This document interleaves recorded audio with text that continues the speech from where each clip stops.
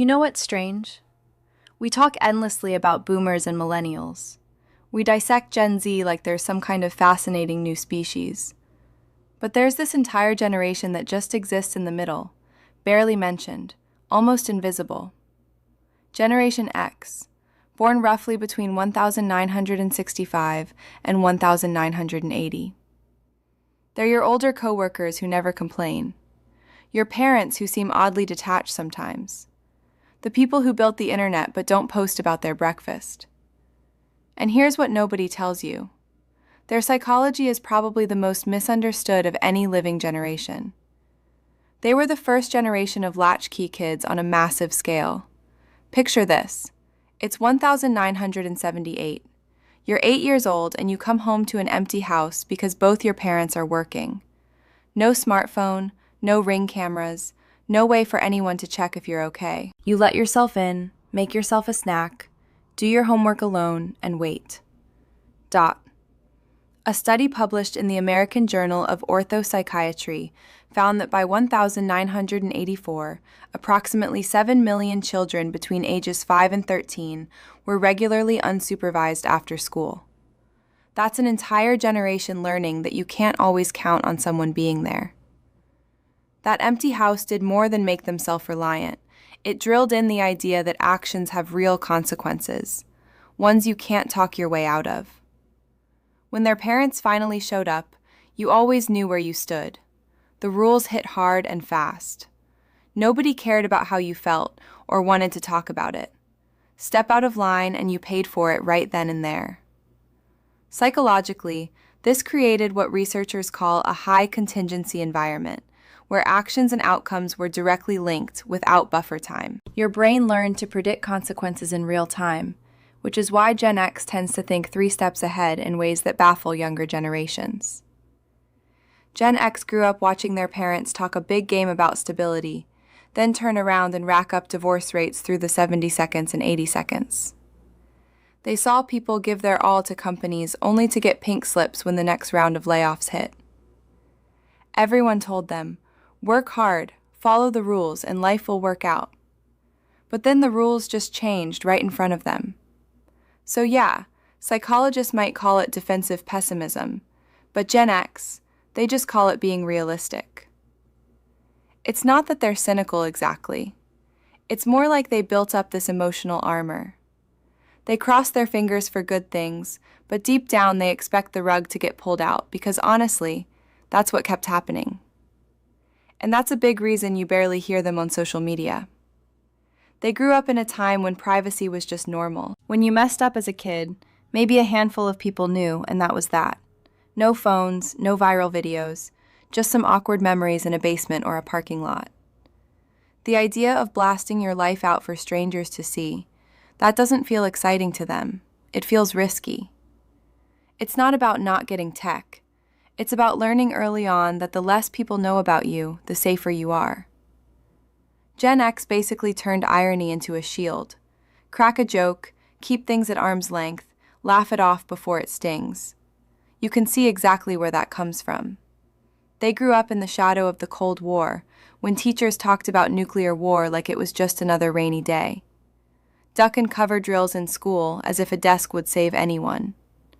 When adults act like everything's about to go up in smoke, but also insist you shouldn't worry, you get used to holding 2 clashing ideas at once, and you learn to keep a little distance just in case. But here's what's fascinating. Despite all this, Gen X developed a distinctive approach to work that stands out even today. They don't talk about it. They don't post about it. They just do it. This work ethic was forged early through jobs that seem almost archaic now. Paper routes at 5 in the morning, bagging groceries, working fast food registers where you had to calculate change in your head when the machine broke. These weren't resume builders. They were raw introductions to the adult world where a 12-year-old could be responsible for delivering news to an entire neighborhood. They watched their parents' generation get destroyed by corporate restructuring, so they never believed in company loyalty, but they're fiercely loyal to their own competence. They can't control whether they'll get laid off, but they can control whether they're the most valuable person in the room when layoffs happen. There's this weird paradox at the core of Gen X psychology. They're simultaneously the most independent generation and the most quietly collaborative.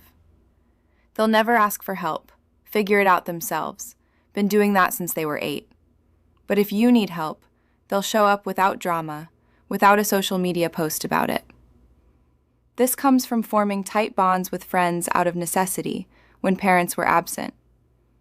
And let's talk about their relationship with authority, because it's complicated.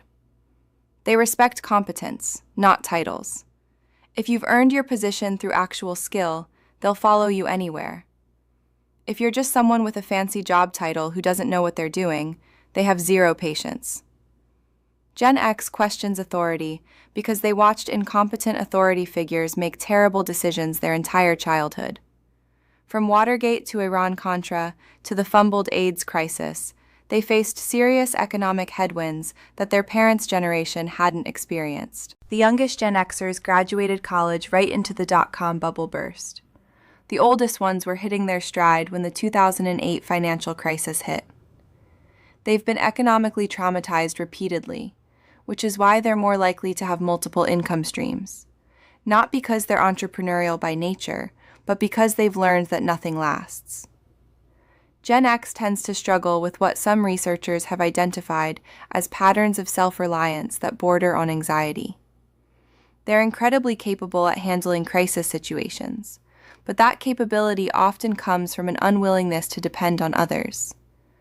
Research in the Journal of Adult Development shows that Gen Xers report lower levels of seeking social support during stressful periods. Not because they don't have people they could ask, but because asking feels like admitting defeat. This self-reliance extended to how they processed information. Before the internet, knowledge had a different kind of weight. Gen X spent hours in libraries, hunting through card catalog drawers for a single book that might contain the answer they needed. Information had a physical cost. It required effort and time. And because of that, they valued what they learned differently. Cognitive psychologists describe this as deeper encoding, where information that requires effort to obtain becomes more permanently integrated into memory. They learn to fix things with their hands because that's what you did when your bike chain slipped or the TV flickered. You didn't call a technician. You flipped the bike upside down, got grease on your hands, and figured it out. This built a mechanical intuition, a belief that with enough patience and a screwdriver, you could master the physical world. And now they're watching their kids grow up in a completely different world. One with helicopter parents and constant supervision and social media documenting everything. They gave their kids the attention they never had, but sometimes they worry they've made them too soft, too dependent, too visible. Because in the Gen X worldview, being visible means being vulnerable. The truth is, Generation X might be the last generation that truly understands what it means to be alone with your thoughts, to be bored, to solve problems without Googling the answer. They're not better than other generations, just different, shaped by a unique moment in history when the old world was dying and the new one hadn't quite been born. They're the bridge generation, and bridges don't get much attention. They're just there, doing the work, holding things together, expecting nothing in return. And maybe that's the most Gen X thing of all, not caring if anyone notices. If this hit home for you, please subscribe. And if you want to support these deep dives, hit that join button to become a channel member. I would genuinely appreciate your